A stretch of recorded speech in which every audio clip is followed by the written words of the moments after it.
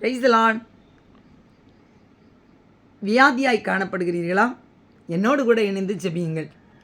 யாக்கோபு 5:14 வாசிக்கிற பொழுது, உங்களில் ஒருவன் வியாதிப்பட்டால் அவன் சபையின் மூப்பர்களை வரவழைப்பானாக, அவர்கள் கர்த்தருடைய நாமத்தினாலே அவனுக்கு எண்ணெய் பூசி அவனுக்காக ஜெபம் பண்ண கடவர்கள்.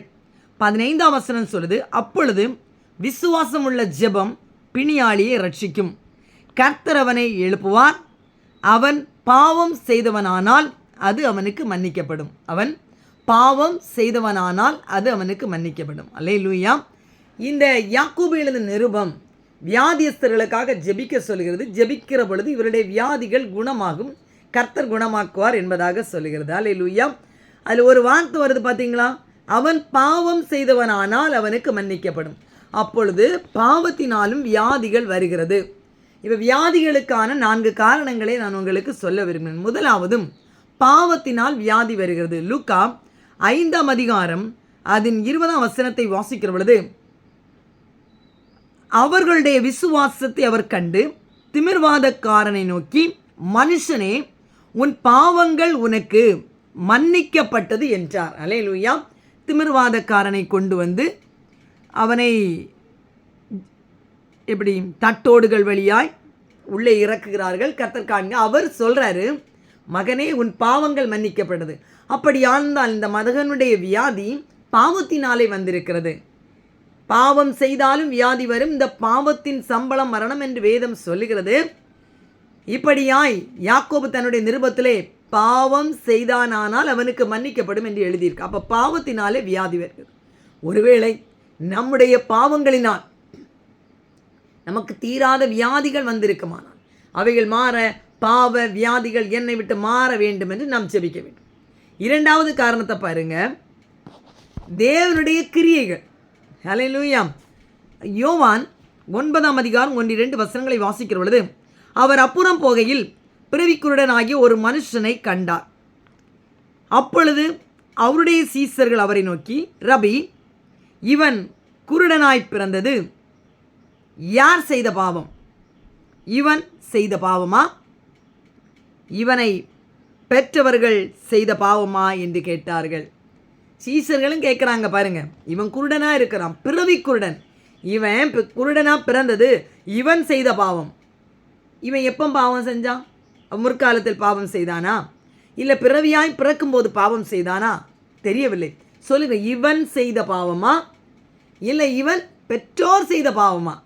ஆண்டவர் சொல்றாரு 3 இயேசு பிரதித்தரமாக, அது இவன் செய்த பாவமும் அல்ல, இவனை பெற்றவர்கள் செய்த பாவமும் அல்ல. 2 காரியம் சொல். இவன் செஞ்ச பாவமும் அல்ல, இவனை பெற்றவர்கள் செய்த பாவமும் அல்ல.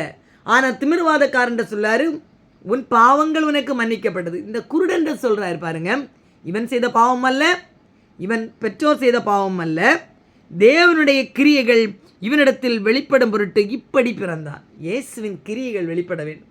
இயேசு வந்து இவன் கண்களை திறக்க வேண்டும். அதனால தான் இவன் குருடனாய் பிறந்தார் என்று சொன்னார். அல்லேலூயா. குருடருக்கு பார்வை கொடுத்தவர் இன்றைக்கும் ஜீவிக்கிறார். குருடருடைய கண்களுக்கு ஒளி கொடுத்தவர் இன்றைக்கும் ஜீவிக்கிறார். ஒருவேளை குருடர்கள் உங்கள் மத்தியில் இருப்பார்களானால் அவர்களுக்காக நீங்கள் ஜெபிக்க நான் விரும்புகிறேன். அல்லேலூயா. 3வது பாருங்க, யோபுடைய வாழ்க்கையிலே இந்த யோபு என்கிற மனுஷனுக்கு வியாதி வருகிறது. யோபுடைய வியாதி, பருக்கள், இது யாரால் கொடுக்கப்பட்டது? பொல்லாத பிசாசினால், சாத்தானால் கொடுக்கப்பட்டது. யோபு எழுதின நிருபம், யோபு எழுதின சரித்திரம், அதாவது யோபுவின் சரித்திரம், யோபுவை பற்றி இந்த புஸ்தகம் எழுதப்பட்டிருக்கிறது. 2ஆம் அதிகாரம் அதன் 7ஆம் வசனம் சொல்கிறது, அப்பொழுது சாத்தான் கர்த்தருடைய சந்நிதியை விட்டு புறப்பட்டு யோபின் உள்ளங்கால் தொடங்கி அவன் உச்சந்தலை மட்டும் கொடிய பருக்களால் அவனை வாதித்தான். யோபுக்கு உண்டானது எனது வியாதி, நோய். இவனை பருக்களால் வாதிக்கிறான். பாருங்க, முதலாவது பாவம், பாவத்தினால் வியாதி வருகிறது. 2வது நான் சொன்னேன், தேவனுடைய கிரியைகள் உங்களிடத்தில் வெளிப்படும்படியாக வியாதி வருகிறது, நீங்கள் தேவனுக்கு சாட்சி சொல்லும்படியாக. 3வது, சாத்தான் உங்களை பார்த்து, உங்கள் பரிசுத்த வாழ்க்கையை பார்த்து, உங்கள் நற்செயல்களை பார்த்து, உங்கள் நன்மையான நடத்தையை பார்த்து பொறாமப்பட்டு கோவப்பட்டு தேவன்கிட்ட அனுமதி வாங்கி வியாதியை விதைக்கிறான். அல்லேலூயா. இதே நேரம் உபாகமத்துக்கு போனீங்கன்னா, உபாகமத்தின் புஸ்தகம் சொல்லுகிறது இது சாபம் என்று. உபாகமம் 28ஆம் அதிகாரம் 15ஆம் வசனத்தை வாசிக்கிறேன். இன்று நான் உனக்கு விதிக்கிற உன் தேவனாகிய கர்த்தருடைய இயலா கற்பனைகளின்படியும் கட்டளைகளின்படியும் நடக்க கவனமாய் இருக்கிறதற்கு அவர் சத்தத்திற்கு செவி கொடாதே போவாயானால், எப்படி? ஆண்டவருடைய சத்தத்துக்கு செவி கொடாதே போவாயானால் இப்பொழுது சொல்லப்படும் சாபங்கள் எல்லாம் உன்மேல் வந்து உனக்கு பலிக்கும். சாபம் சொல்கிறார் பாருங்க. நீ பட்டணத்தில் சபிக்கப்பட்டிருப்பாய், வெளியில் சபிக்கப்பட்டிருப்பாய், போகையில் சபிக்கப்பட்ட, வருகையில் சபிக்கப்பட்டு, இப்படின்னு சொல்லிட்டு சில வியாதிகளை இந்த புஸ்தகம் நமக்கு சொல்லி. உபாகம் 28ஆம் அதிகாரத்தை நீங்கள் பார்க்கிற பொழுது அதன் 15ஆம் வசனத்தை நான் உங்களுக்கு சொல்லியிருக்கிறேன். சாபங்கள் வந்து பலிக்கும் என்று. சாபத்தில் ஒன்று தான் வியாதி. அதில் 21, 22 வசனங்களை வாசிக்கிற பொழுது, நீ சுதந்தரிக்கும் தேசத்தில் கர்த்தர் உன்னை நிர்மூலமாக்கும் மட்டும் கொள்ளை நோய் உன்னை பிடித்து கொள்ள பண்ணுவார். கொள்ளை நோய் உன்னை பிடித்துக்கொள்ளும். நமக்கு கொரோனா வந்து எவ்வளோ பேர் இந்த உலகத்தை விட்டு போனாங்க இல்லையா? நம்மை கர்த்தர் கிருபையாக காப்பாற்ற இன்னும் இந்த ஆண்டு கொள்ளை நோய்களை சந்திக்க போகிறோம். கர்த்தருடைய பாதுகாப்பு தேவையாக. 22ஆம் வசனம், கர்த்தர் உன்னை ஈழையினாலும் காய்ச்சலினாலும் உஷ்ணத்தினாலும் எரி பந்தத்தினாலும் வறட்சியினாலும் உன்னை வாதிப்பார். நீ அழியும் மட்டும் இவைகள் உன்னை தொடரும். காய்ச்சல், தீராத காய்ச்சல், சாதாரண காய்ச்சலுக்கு மரித்து போகிறாங்க. இது சாபம் என்று வேதம் சொல்லுகிறது. இன்னும் நீங்கள் இதை தொடர்ந்து பார்த்தீங்கன்னா 27, 28, 29 வசனங்களை உங்களுக்காக நான் வாசிக்கிறேன். உபாகமம் 28, 27, நீ குணமாகாதபடி கர்த்தர் உன்னை எகிப்தின் எரிபந்தனமான பருக்களினாலும், யோபு பருக்களினால் குணமானார். ஆனால் ஆண்டவர் சொல்கிறார், சாபம் வந்தா எரிபந்தமான பருக்கள்னாலும் மூல வியாதி, தீராத மூல வியாதி, மூலம் பௌத்தனன்னு சொல்கிறாங்க இல்லையா, சொறி சிறங்கினாலும் வாதிப்பார். 28ஆம் வசனம், கர்த்தர் உன்னை புத்தி மயக்கத்தினாலும். புத்தி மயக்கம்னா என்ன? நம்ம தெருவில் பார்க்குறோமே, படித்த இளைஞர்கள், வயதானவர்கள் புத்தி மாறாட்டமாகி புத்தி மயக்கத்தினால் நடக்கிறார்கள். குருட்டாட்டத்தினாலும் மன திகைப்பினாலும், மைண்ட் டிப்ரெஷன், திகைப்பு, பயம், இப்படியாய் மனவியாதிகள், மனநல மருத்துவரை பார்க்க செல்கிறார்கள் அல்லவா, சாபத்தினால் வந்த வியாதி. 29ஆம் வசனம், குருடன் அந்தகாரத்திலே தடவி தெரிகிறது போல நீ பட்டப்பகலே தடவி கொண்டு தெரிவாய். அப்படியானால் கண் பார்வை குறைபாடு, உன் வழிகளில் ஒன்றும் வாய்க்காது. உதவி செய்வார் இல்லாமல் நீ என்னாலும் ஒடுக்கப்பட்டு பறிகொடுக்கிறவன் என்று எல்லாத்தையும் பறிகொடுக்கிறவனை போல காணப்படுவான். அப்போ சாபத்தினாலும் வியாதி வருகிறது. அல்லேலூயா. 4 காரியங்களை சொல்லியிருக்கிறேன். ஒருவேளை இன்றைக்கு நீங்கள் தீராத வியாதியிலே காணப்படலாம். என்னுடைய வியாதி படுக்கை மாறவில்லை என்ற கண்ணீரோடு காணப்படலாம். இந்த வியாதி எதனால வந்தது ஆண்டவரே? நான் பாவம் செய்யவில்லையே, ஏன் எனக்கு வியாதி என்று கேட்பீர்களானால் உங்களில் தேவ நாமம் மகிமைப்பட போகிறது. தேவனுடைய கிரியைகள் உங்களில் வெளிப்பட போகிறது. யோபு பார்த்தீங்களா? யோபு பாவம் செய்தானா? தன் வாயினால் கூட பாவம் செய்யவில்லை. யோபு தன் நாவினால் பாவம் செய்யவில்லை என்று வேதம் சொல்லுகிறது. ஆனால் யோபுவை சாத்தான் வாதித்தான். சாத்தானால் கொடுக்கப்பட்ட வியாதி கொடிய பருக்கள். ஆனால் அந்த பிறவி குருடன் பிறந்தான் பாருங்க. அவன் செய்த பாவம் அல்ல, பெற்றோர் செய்த பாவம் அல்ல, தேவனுடைய கிரியைகள் வெளிப்பட்டது. ஆனால் திமிர்வாதக்காரனை இறக்கின பொழுது இயேசு சொல்லியது என்ன தெரியுமா? மகனே, உன் பாவங்கள் மன்னிக்கப்பட்டது. இன்றைக்கு உங்களை பார்த்து தேவன் எதை சொல்ல வேண்டும்? இன்றைக்கு நீங்கள் புரிந்திருப்பீர்கள், உங்கள் வியாதி பாவத்தினால் வந்ததாம், உங்கள் குடும்பத்தில் உள்ள வியாதிகள் சாபத்தினால் வந்ததா, இல்லையில் தேவனுடைய கிரியைகள் உங்கள் குடும்பத்தில் வெளிப்பட போகிறதா? ஹல்லேலூயா. இன்னொரு காரியம் சொன்னேன். என்ன சொன்னேன்? பாவம், சாபம், தேவனுடைய கிரியைகள், பொல்லாகாத பிசாசு. ஒருவேளை பிசாசு உங்களுக்கு வியாதியை கொடுத்தானா, மாந்திரிகம், பில்லிசூனியம், எதிராயுதங்கள், மனுஷ கண்கள், வன்கண்கள், எரிச்சல், பொறாமை, இதெல்லாமே பிசாசு. ஹல்லேலூயா சொல்லுவீங்களா? நான் உங்களுக்காக ஜெபிக்க போகிறேன். எப்பேற்பட்ட வியாதியாக இருந்தாலும் நீங்கள் தேவனை நோக்கி மன்றாடுகிற பொழுது அவர் உங்களுக்கு குணத்தை கொடுப்பார். ஹல்லேலூயா. நான் சுகமானேன், நான் சுகமானேன் புண்ணியரின் காயங்களால், புண்ணியரின் காயங்களால், இயேசுப்பாவுடைய காயங்களால் நீங்கள் சுகமாவீர்கள்.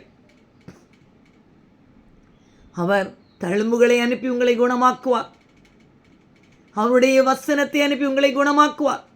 பொல்லாங்கன் எய்யமாக்கன் அஸ்திரங்களை எல்லாம் அவிழ்த்து போட்டு நீங்கள் ஸ்தோத்திர பலிகளை ஏறெடுக்கிற பொழுது யோபுவை குணமாக்கின கர்த்தர் உங்களை குணமாக்குவார். பாவத்தினால் வந்த வியாதியா? சாபத்தினால் வந்த வியாதியா? தேவனுடைய கிரியைகள் வெளிப்படும்படிக்கு வந்த வியாதியா? சாத்தானால் வந்த வியாதியா என்று உங்களை கேள்வி கேளுங்கள். உங்களுக்கே பதில் கிடைக்கும். தேவனிடத்தில் மன்னிப்பை வேண்டுங்கள். இயேசுவே என் தெய்வமே, என் மேல் மனமிரங்கும்.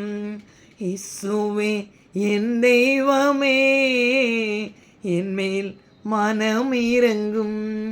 நான் பாவம் செய்தேன், உம்மை நோக செய்தேன், உம்மை தேடாமல் வாழ்ந்து வந்தேன். என்னை மன்னியும் தெய்வமே, இந்த ஒரு விசை மன்னியுமே. ஆம் தகப்பனே, என்னை மன்னியும் என்று படுக்கையோடு இருந்து கொண்டும் மருத்துவமனைகளில் இருந்து கொண்டும் இந்த வார்த்தைகளை கேட்கிற ஒவ்வொரு பிள்ளைகளுடைய பாவங்களை மன்னித்து இவர்களுக்கு நோய்களை குணமாக்கி, பாவ நோய்களை குணமாக்கி, சாப நோய்களை குணமாக்கி, சாத்தானால் கொடுக்கப்பட்ட நோய்களை குணமாக்கி, தேவனுடைய கிரியைகள் வெளிப்படும்படிக்காய் உண்டான நோய்களை குணமாக்கி இவர்களை ஆசீர்வதிப்பீராக. என் நோய்களை சிலுவையிலே சுமந்து தீர்த்தீரையா. சொல்லுவீங்களா? உங்கள் நோய்களை எல்லாம் அருள்நாதர் இயேசு கல்வாரி சிலுவையிலே சுமந்து தீர்த்திருக்கிறார். ஆதலால் நீங்கள் சுகமாவீர்கள். இன்றைக்கு கர்த்தர் உங்களுக்கு அற்புத சுகத்தை கட்டளையிடுவார். கேன்சர் வியாதியினால, பிரஷர் வியாதியினால, ஹார்ட் அட்டாக்னால, ஸ்ட்ரோக்னால, ஆண்டவரே திமிர்வாதத்தினால பாதிக்கப்பட்டு படுக்கையாயிருக்கிற பிள்ளைகள், லங்ஸ் பிரச்சனையினால, வீசிங் ப்ராப்ளத்தினால, விபத்தினால பாதிக்கப்பட்டு கால் விளங்காமல் இருக்கிற பிள்ளைகள் யாராக இருந்தாலும் இப்பொழுது கர்த்தர் தொட்டு இவருடைய வியாதி படுக்கை மாற்றுவீராக. இவர்கள் வியாதிகள் மாறட்டும் என்று இயேசுவின் நாமத்தில் மன்றாடுகிறோம். வேதத்தில் சொல்லப்பட்ட சகல வியாதிகளும், சகல நோய்களும், சகல பிணிகளும் யாருக்கு இருந்தாலும் இவர்கள் எல்லா நோய்களிலும் விடுதலையாகும்படிக்காய் உம்மிடத்திலே மன்றாடுகிறேன் சுவாமி. உம்முடைய அருள் இவர்களுக்கு கிடைப்பதாக. அருள் தாரும் இயேசுவே, சுகம் பெறுவேன் இயேசுவே. அருள் தாரும் இயேசுவே, சுகம் பெறுவேன் இயேசுவே என்று மன்றாடுகிற ஒவ்வொரு பிள்ளைகளுக்கும் பூரண சுகத்தையும் பூரண விடுதலையும் நீர் கொடுப்பீராக. You are a multi healer. நீர் சகல நோய்களையும் குணமாக்கும் மருத்துவர். கண்ணு, காது, ஹார்ட், கிட்னி, லங்ஸ் எல்லாத்துக்கும் தனித்தனி டாக்டர்ஸ் இருக்காங்க. ஆனால் எல்லா நோய்களையும் ஒரே இடத்தில் குணமாக்க வேண்டுமானால் நீங்கள் இயேசுவின் பாதத்தில் வர வேண்டும். அவர் வருத்தப்பட்டு பாரம் சுமக்கிற உங்களை, வியாதி என்னும் நுகத்தை சுமக்கிற உங்களை, வேதனைகளை சுமக்கிற உங்களை, சந்திர ரோகிகளை, பிக்ஸ் வியாதி உடையவர்களை, குஷ்ட ரோகிகளை ஆண்டவர் குணமாக்கி கொண்டிருக்கிறார். தேவனுடைய பிரசன்னம் பிணியாளிகளை குணமாக்கத்தக்கதாக அவருடைய வல்லமை இறங்கி கொண்டிருக்குது. கண்ணீரோடு கேளுங்க. ஆண்டவரை என்னை மன்னியுன்னு சொல்லுங்க. நான் பாவம் செய்தேன், என்னை மன்னியுன்னு சொல்லுங்க. I am sorry, please forgive me. ஆண்டவரே, நீர் இன்றைக்கு என்னை குணமாக்குற தயவுக்காய் நன்றி. என் நோய்களை குணமாக்கி ஆசீர்வதியும். என் கேட்கிற ஒவ்வொரு பிள்ளையும் இயேசுவின் நாமத்தில் ஆசீர்வதித்து ஜெபிக்கிறேன். இவர்கள் நோய்களுக்கும் பிணிகளுக்கும் வியாதிகளுக்கும் நீங்களாக்கி, பிசாசின் பிடியில் இருந்து பிடிக்கப்படுന്ന பிசாசை குணமாக்கி இவர்களை ஆசீர்வதிப்பீராக. இயேசுவின் நாமத்தில் ஜெபிக்கிறேன். ஜெபங்களும் ஜீவனுள்ள வல்ல நல்ல பிதாவே. ஆமேன், ஆமேன், ஆமேன். God bless you all. நிச்சயமாய் உங்கள் வியாதிகள் மாறும். அருள்நாதர் இயேசு உங்களுக்காக சிலுவையிலே சகல வியாதிகளையும் சுமந்து தீர்த்தார். பிதாவாகிய தேவன் உங்களுக்கு பரிகாரியாய் வந்தார். சகல வியாதிக்கும் பரிகாரி அவராய் இருக்கிறபடினால் உங்கள் வியாதிகள் நிச்சயமாய் குணமாகும். God bless you all. இந்த வார்த்தைகளை நீங்கள் நம்பினால், இந்த வார்த்தைகளை கேட்க விரும்பினால், உங்கள் சகோதரியை நேசித்தால் இந்த சேனலை இன்றைக்கே சப்ஸ்கிரைப் செய்து கொள்ளுங்கள். உங்களுக்காக நான் ஜெபிக்க ஏதுவாக இருக்கும் சிறு சிறு செய்திகளை நான் போடும்போது அதை கேளுங்கள். கர்த்தருக்கு கீழ்ப்படியுங்கள். ஒருவேளை வியாதிக்கு காரணம் தெரியாமல் இருக்கலாம். இன்றைக்கு உங்கள் வியாதியின் காரணம் உங்களுக்கு தெரிந்திருக்கும். தெரிந்து அறிக்கை செய்யுங்கள், மன்றாடுங்கள். கர்த்தர் உங்களை ஆசீர்வதிப்பார். God bless you all. ஒருவேளை மருத்துவமனை செலவுக்கு காசில்லேன்னு திண்டாடலாம். அப்போ கூட யெகோவா தேவன் உங்களுக்கு கொடுக்கிறவராய் வருவார். ஓ லார்ட், ப்ரொவைட் ஹிம். இந்த மனுஷனுக்கு உதவி செய்யுங்க, இந்த மனுஷனுக்கு வழங்குங்க, இந்த மனுஷிக்கு வழங்க என்று ஜெபிக்கிறேன். ஆமென். God bless you. ஜெப உதவி தேவையானால் என்னுடைய வாட்ஸ்அப் எண்ணில் தெரியப்படுத்துங்கள், மெசேஜ் அனுப்புங்க. நான் உங்களுக்காக ஜெபிக்கிறேன். இல்லை அந்த சேட்டில் கீழே மெசேஜ் அனுப்பி விடுங்க. உங்கள் ஜெபங்களுக்கு பதில் பரத்திலிருந்து வரும். ஹல்லேலூயா.